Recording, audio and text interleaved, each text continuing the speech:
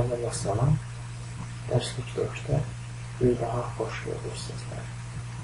Artıq biz bu dərsimizdə hipersənədi necə şəkil əlavə etməyi öyrənəcəyik. Hipersənədi şəkil əlavə etməyin iki növü vardır. Birinci növ badi tərkibi daxilində background deyə kodlamasına qeyd etməklə ümumi arxa fona rəngini təyin etdiyimiz kimi artıq şəklini belə təyin edə bilərik.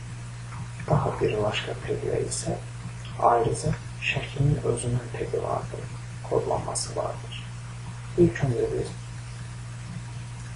keçən dərsdə yaratdığımız HTML failini yenidən görə bilirik. Burada isə daha bir yeni failin şəklinin olduğuna görə bilirik.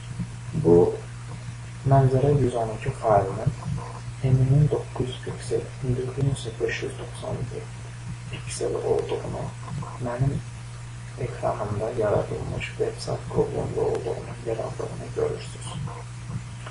İndi mənim mənzərə 112 failinin hipersənədi necə göstərilməsini və yer alınmasını, həmçinin də hipersənədlə necə əlaqə yaradılmasını göstərəcəm. Əvvəlki dərsdə biz burada arxa fonun rəngini təyin etmişdik. Lakin indi fərqli background deyə yazaraq şəklimizin adını burada qovluğumuzda mənzərə 112 olduğunu görürük.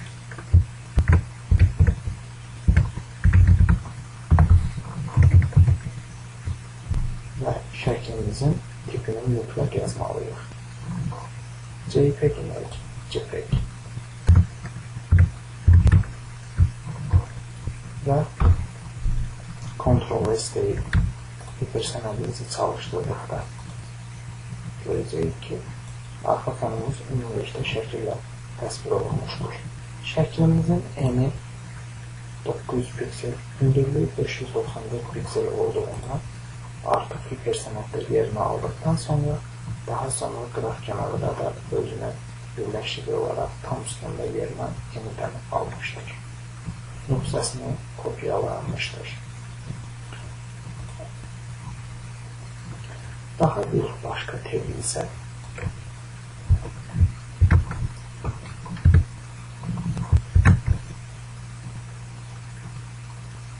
məsələn, əvvəlcə biz arxa fonumuzun rəngini dəyişək.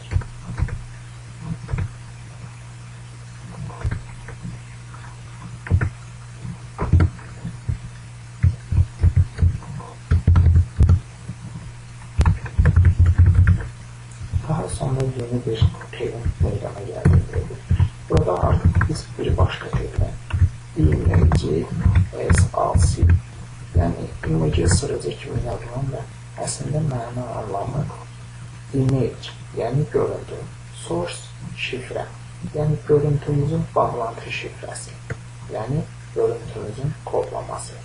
Görüntümüzün kodlaması isə mənzərə 112 faylıdır və tipi isə JPEG-dir. Yenidən Ctrl-S dedikdə və hipersənədimizi yenilədikdə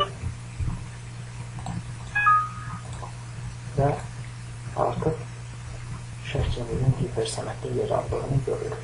Amma əvvəlkindən biraz daha fərqli və biraz da daha gözəl, tam olaraq orta mərkəzdə yer aldığını hətta görə gəlir. Amma bizə yekə şəkil deyil, məhz balaca şəkil lazım olduğundan biz bunun ayarları ilə parametr xüsusiyyətləri ilə dəyişiklik apara bilərik. Məsələn, şəklin əgər enini dəyişmək istəyiriksə, Y deyə, N deyə təyin edə bilərik. Məsələn, normalda standartda bizim şəklimizin eni özünün 900 piksel idi. Biz onu, məsələn, 500-ün page hündürlüyü ilə təyin edə bilərik. Məsələn, hündürlük 594 piksel idi, gördüyünüz kimi. Artıq biz burada isə onu 400-yə qeydə alacağıq və personelimizi seyir ettikten sonra, yaklaşa verdikten sonra iradeki personelimize döndükdə artıq şəklimizin ölçülərinin dəyişdiyini görə bilərik. Həmçinin şəklin image əsası kodu yeganə koddur ki, bağlanışı yoxdur. Yalnız bu kodun açılışı vardır.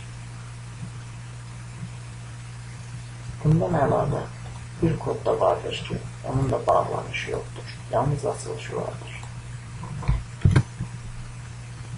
Bu dərsimizi burada bitirirəm və bir sonraki dərsdə görüşmək ümidi.